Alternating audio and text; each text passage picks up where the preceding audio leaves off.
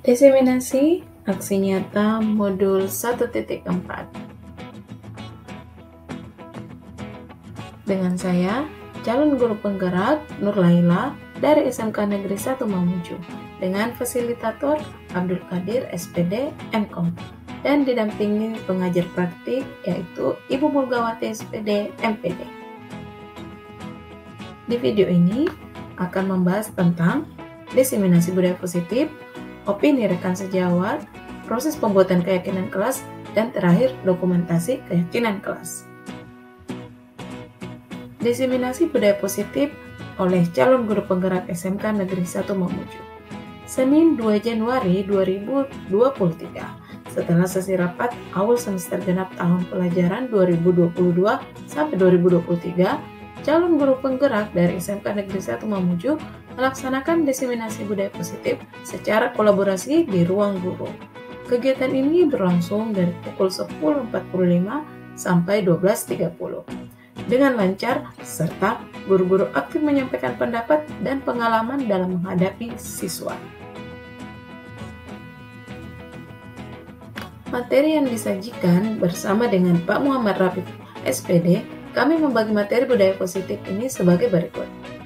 Materi pertama, disiplin positif dan nilai-nilai kebajikan. Materi kedua, teori motivasi, hukuman, penghargaan, dan restitusi. Dan materi ketiga, tentang keyakinan kelas, akan diantarkan oleh Bapak Muhammad Rafiq. Kemudian selanjutnya, materi keempat tentang kebutuhan dasar manusia dan dunia berkualitas, kemudian restitusi 5 peran kontrol, dan terakhir tentang segitiga restitusi akan dipaparkan sendiri oleh saya. Latar belakang dan tujuan diseminasi budaya positif dalam rangka menumbuhkan dan menerapkan budaya positif di sekolah serta menciptakan lingkungan pendidikan yang positif. Budaya positif dapat diterapkan secara kolaborasi bersama seluruh warga sekolah. Tujuan diseminasi budaya positif pertama, memperkenalkan materi budaya positif pada rekan kerja. Kedua, memaparkan pendekatan restitusi beserta contohnya.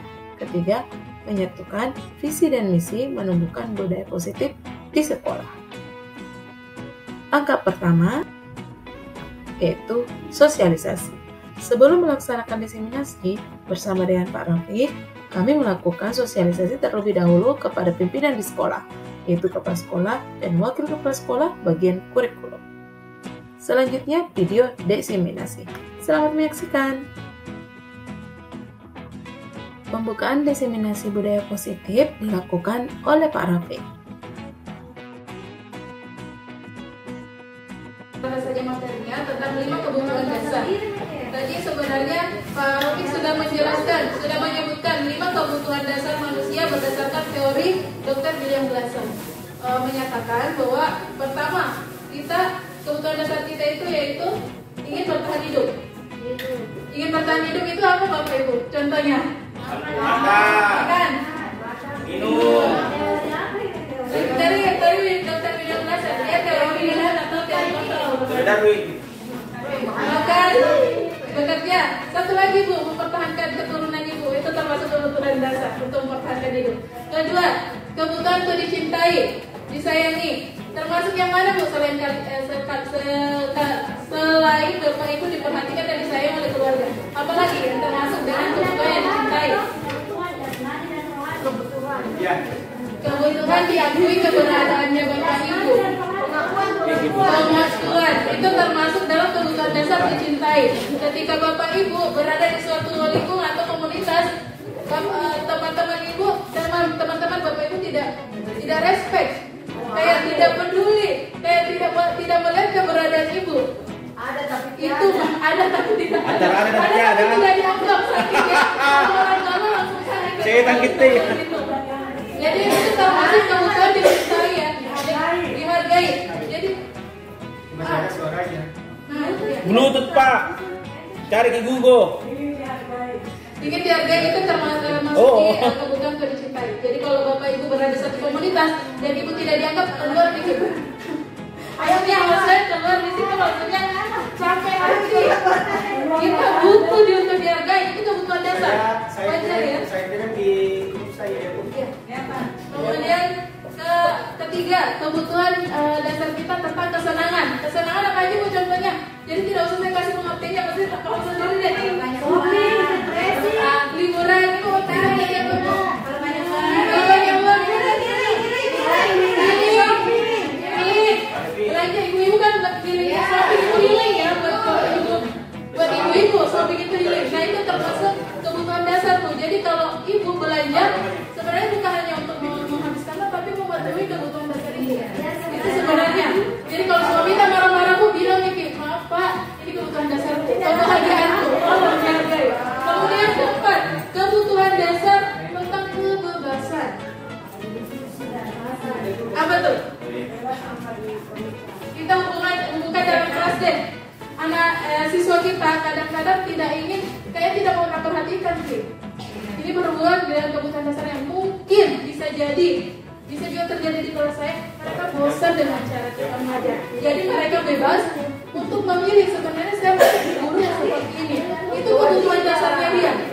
Makanya kenapa 5 kebutuhan dasar ini dimasukkan dalam materi budaya positif, karena supaya kita sebagai guru paham, oh ternyata siswa saya bosan di kelas saya karena dia ingin bebas. Itu kebutuhan dasarnya. Bebasnya dia nih. Kenapa Bu Ica cerita? Kenapa Bu Ica kita feedback aja biar gitu suasananya. Kenapa bebasnya dia ya karena memang dia tidak suka kan? Ya, bebasnya dia karena tidak suka. Dan itu Ibu selesaikan ya bebas bertutur kata. Hanya saja yang terjadi di kelas kita kebebasan mereka terlalu dan akhirnya melanggar aturan. Dan itu yang menjadi permasalahan kita dengan mereka. Kenapa siswa selalu bergesekan dengan kita? Sebenarnya itu mereka sedang kalau saya Ibu, pemahaman saya kayaknya siswa yang seperti itu mereka memang tidak memiliki tujuan di dunia pendidikan. Beda ya kalau misalkan dia memang mau, misalkan saya mau saya mau jadi pemusik kan, berarti dia punya cita-cita saya harus ini supaya saya bisa jadi pemusik. Tapi di sini siswa kita sebagian yang memang tidak memiliki tujuan itu kayaknya memang ya banyak YouTuber, banyak TikTokan yang katanya tidak sekolah tapi dia bisa sukses. Jadi dia pemandangannya itu kebanyakan larinya ke sana. Apalagi sekarang dunia digital kan. Digital dan semua pengaruh sangat cepat ke mereka. Pengaruh itu bukan dicari, pengaruh itu mereka sendiri yang cari. Karena daya hadapan mereka. Nah itu kenapa di siswa kita ada yang tadi saya gambarkan pengusaha di kelas kita bisa jadi karena kitanya memang tidak sesuai dengan kebutuhan dia, tidak sesuai dengan kebutuhan belajarnya dia. Kemudian ada juga yang dinyatakan oleh Bu Ica, bisa jadi karena mereka tidak punya tujuan, mereka tidak mengenali dirinya. Kalau dalam ilmu BK itu artinya kita harus kasih bimbingan ya, bimbingan individual tentang bimbingan karir ya. Kalau tidak salah di BK seperti itu. Nah kemudian saya buka dengan 5 posisi kontrol restitusi. Kenapa saya buka 5 posisi kontrol yang tadi sudah dibahas Pak Rafiq di slide 5 posisi kontrol.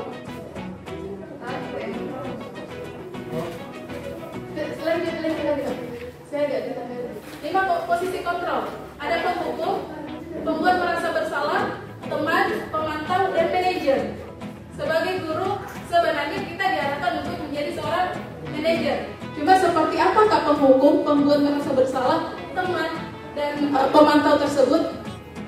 Saya kasih satu cerita dulu Bapak Ibu. Ada siswa datang terlambat. Guru, entah guru piket atau guru BK atau siapapun yang menemui mereka. Kamu sini. Kenapa datang terlambat? Menurut Bapak Ibu saya posisinya di kontrol apa? Kamu kenapa kau datang terlambat? Coba kau bersihkan itu di dapur. Kotor sekali itu di dalam. Oleh yang tadi dia cuma sekedar pemantau. Yang ini satu cerita. Ya, saya ulang lagi. Oke, tadi adalah penghukum. Kamu terlambat sini dulu. Kalau itu pemantau dia. Kamu tahu nah kalau terlambat Kit. Sekali Kit. Jadi kita tidak berlambat Kit kalau materi yang penting.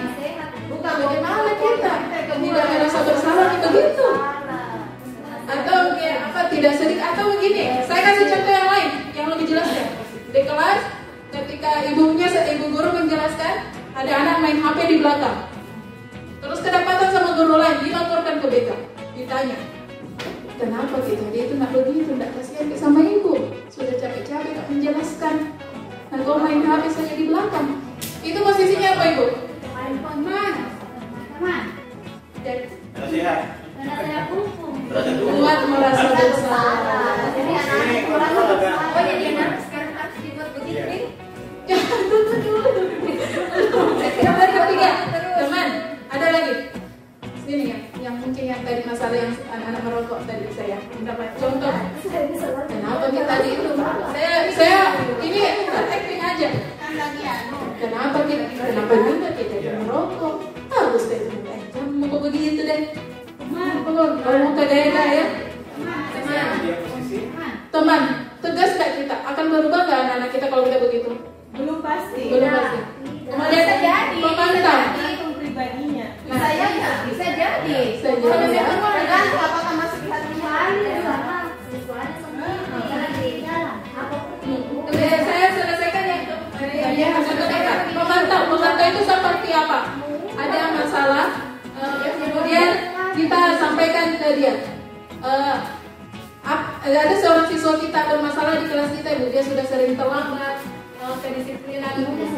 kedisiplinan kurang, tugasnya tidak ada dan sebagainya. Masalah kita tidak memarahi dia, tidak menasihati dia, hanya menanyakan saja kenapa gitu, sudah selesai, tidak lanjut ke mana-mana, tidak ingin mengarahkan dia kemana, tapi dia guru ini membuat laporan, kemudian dilaporkan ke BK, kemudian laporkan ke kepala sekolah. Itu adalah posisi kontrol sebagai pemantau. Nah, kita ini diarahkan sebagai posisi manajer. Untuk menjadi manajer, kita harus memahami yang tadi itu, mulai dari kebutuhan dasarnya, membuat keyakinan kelas dulu, kemudian apa tadi materi sebelumnya, Bapak? Ada yang tadi materi sebelumnya, sebelum keyakinan ada kebutuhan dasar, ada disiplin positif itu seperti apa? Karena ada yang disebut dengan disiplin positif, ada yang disebut dengan disiplin negatif. Disiplin positif itu adalah ketika kita membantu si anak mencari sendiri solusi untuk kesalahan yang dilakukan. Itulah disebut dengan restitusi. Jadi saya kasih kata-kata sederhana adalah restitusi itu adalah proses pendekatan, menciptakan tadi suasana ke anak. Ketika dia melakukan kesalahan, dia juga yang menyadari apa yang harus saya lakukan dengan kesalahan saya ini. Misalnya ada dua anak bertengkar, Andika atau siapa? Andika sama Ferdi, saya kenal sekali mereka. Andika sama Ferdi bertengkar, satu bajunya robek, kancingnya lepas semua. Nah, kalau dalam segitiga restitusi, kita guru sebagai seorang manajer akan menanyakan, Ferdi, kenapa kita begitu sama Andika? Nggak ibu main-main dia tadi, atau tiba-tiba kayak emosi, aku tarik bajunya. Langsung selesai itu ibu sudah menanyakan, menurutmu itu bagus? Tidak, pasti dia menyatakan tidak. Tapi tanyakan, validasikan tindakannya. Ya, validasi, stabilkan dulu identitasnya. Ibu pun akan melakukan hal yang sama kepada Andika kalau Andika begitu ke saya. Itu namanya stabilkan identitas. Itu tahap pertama dari segitiga restitusi. Sarapan ya? Sarapan kenapa tadi belum? Jadi segitiga restitusi itu ada tahapannya. Ada stabilkan identitas, kemudian validasi tindakan yang salah, kemudian tanyakan keyakinannya. Keyakinan bukan keyakinan agama, yang saya keyakinan kelasan tadi. Jadi pertama stabilkan identitas, tanyakan kedua-dua ke siswa yang bermasalah tadi, atau kepada siswa siapapun yang sedang ibu hadapi. Tanyakan, kenapa aku pakai lipstik ke sekolah, nak? Oh boy, kering di bibirku. Jadi kalau pakai kabel lembab lebih enak merasa. Tanyakan, stabilkan identitasnya. Ibu pun akan melakukan hal yang sama jika bibir ibu kering. Mungkin ibu pakai pelembab. Jadi itu namanya stabilkan identitas. Menganggap kita sama dengan dia, memanusiakan dia. Ya jangan, kalau itu bergaya aku datang ke sekolah. Posisi apa itu? Membuat merasa bersalah juga ya. Nah, dalam segitiga restitusi sebenarnya kita juga diajarkan untuk memanusiakan manusia. Maksudnya jangan membuat mereka malu. Karena itu adalah kayak menyakiti harga dirinya, dan itu akan membawa ke Dampaknya kedepannya akan begitu. Dia akan melakukan hal yang sama ke orang lain. Dulu guru pernah kasih begitu kan juga. Jadi wajar kalau saya lakukan hal yang sama.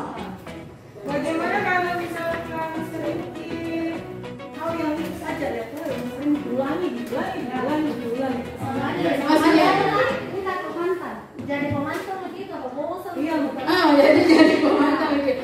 Nah, sebenarnya untuk menerapkan budaya positif ini memang proses yang panjang ya Bapak Ibu. Dan langsung satu kali kejadian panjang sekali prosesnya. Itu pun yang kami diajarkan di guru penggerak. Itu sebabnya kenapa teman-teman yang masuk di calon guru penggerak itu ditugaskan untuk mengantarkan materi ini ke teman sekolahnya.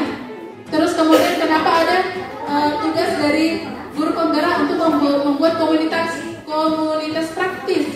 Apa ya? Komunitas praktik ya namanya. Jadi kita diminta membuat komunitas praktik untuk di sekolah yang dimana anggotanya itu adalah teman-teman kita sendiri, rekan-rekan saja yang memiliki visi dan misi yang sama dan punya sepemahaman yang sama dan mau merubah pandangannya, mindsetnya. Kalau selama ini tidak bisa berubah kedisiplinan di sekolah kan budaya itu. Menurut Bapak Ibu, saya tidak akan menjawab dari sisi saya. Bagaimana kita merubahnya?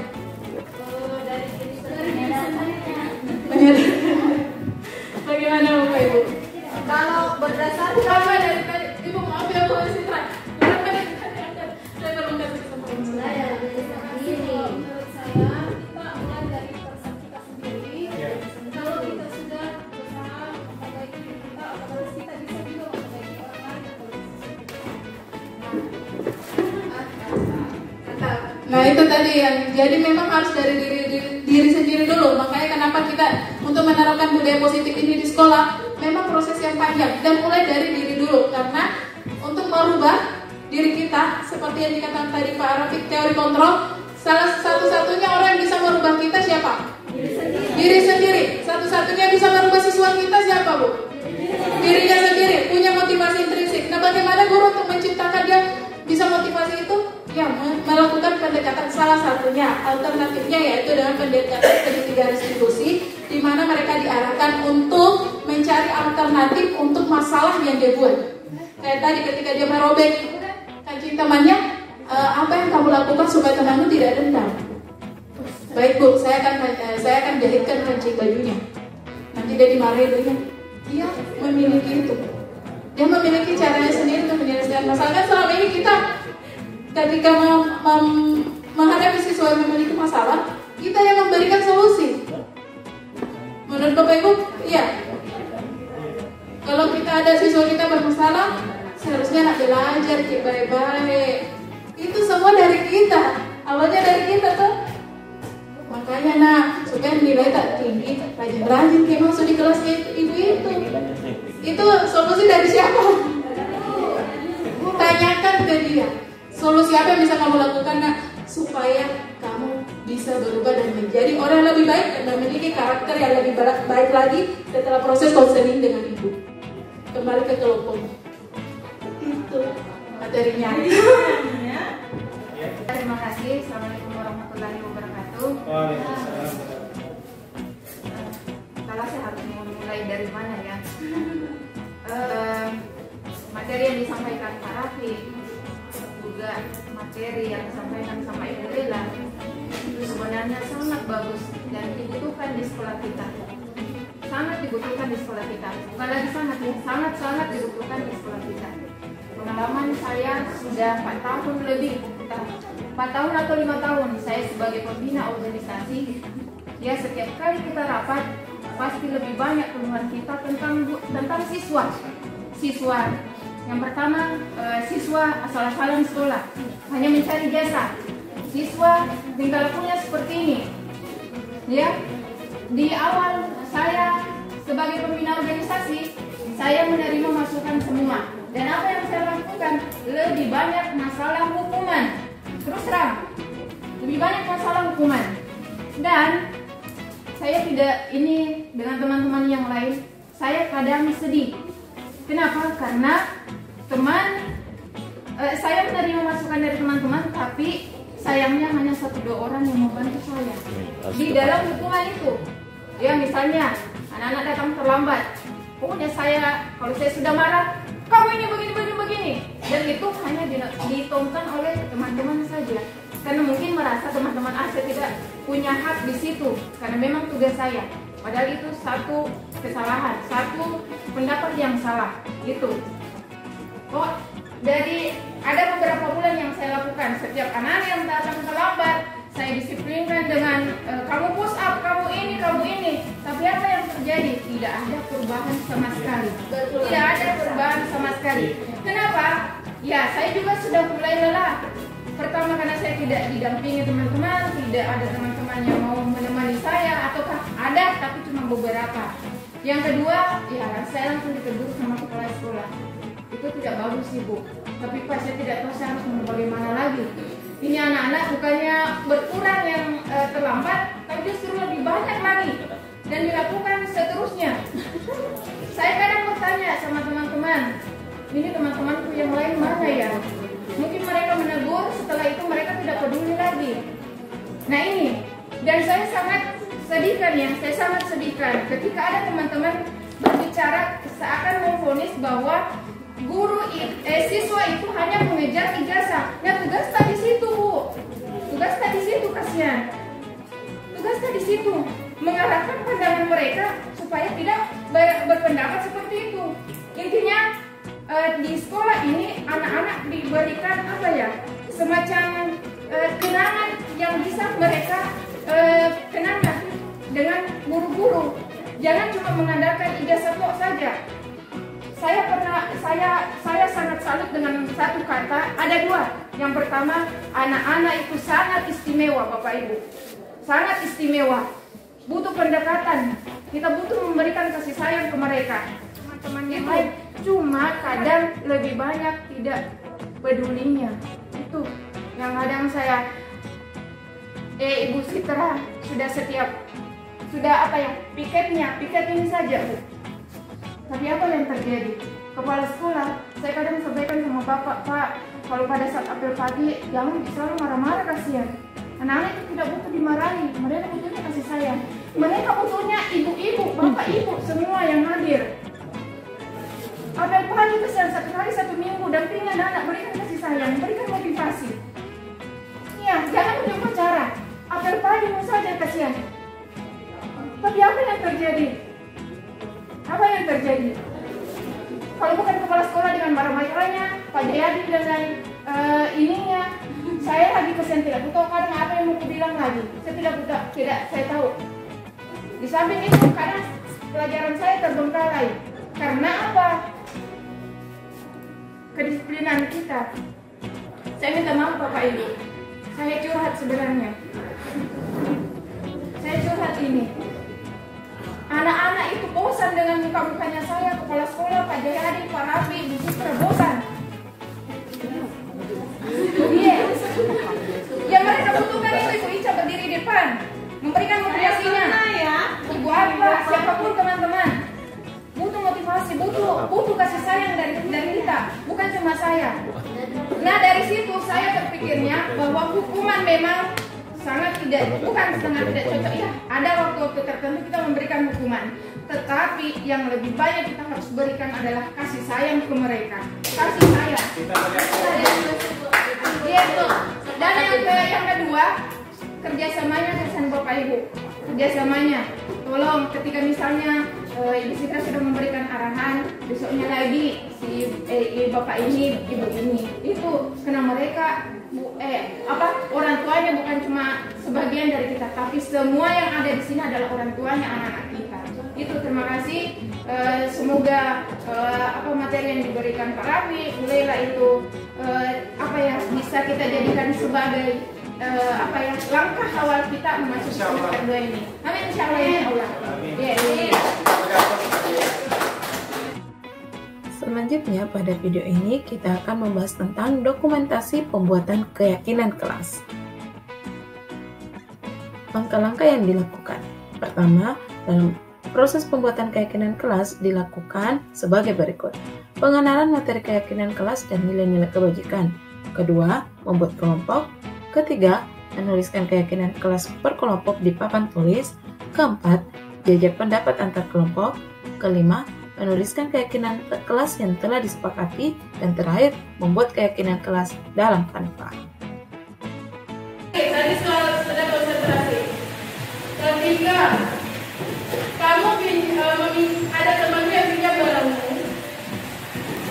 terus dia tidak kembalikan ke kamu kayak gimana? Anda tahu pusing kali.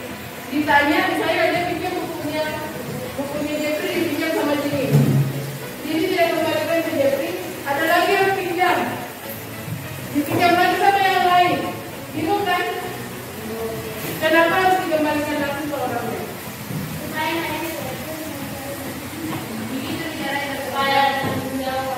Bertanggung jawab. Saya akan menjadi orang yang bertanggung jawab.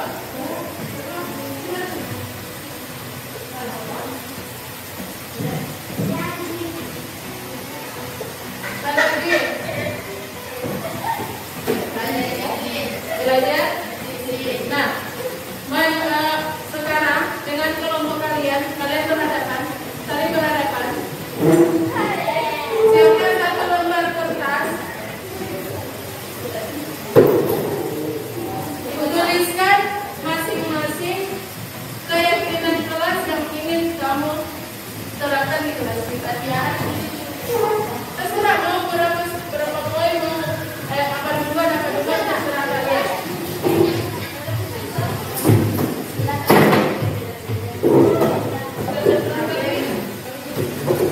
Siapkan dulu kertas lembar masing-masing. Apa saja?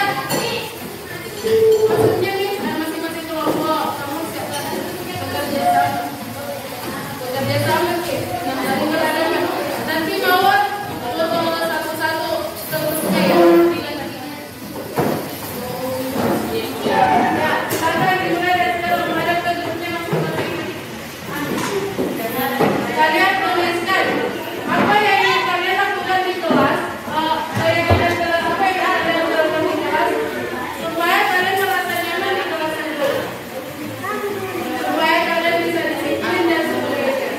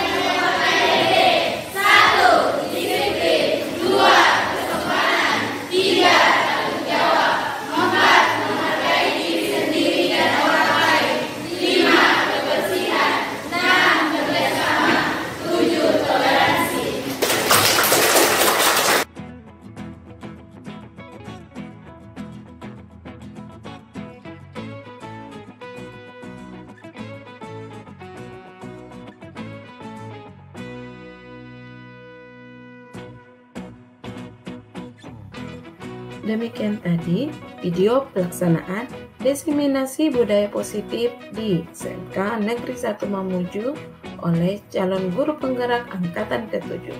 Semoga video ini memberi manfaat dan menginspirasi. Guru bergerak Indonesia Maju. Assalamualaikum warahmatullahi wabarakatuh.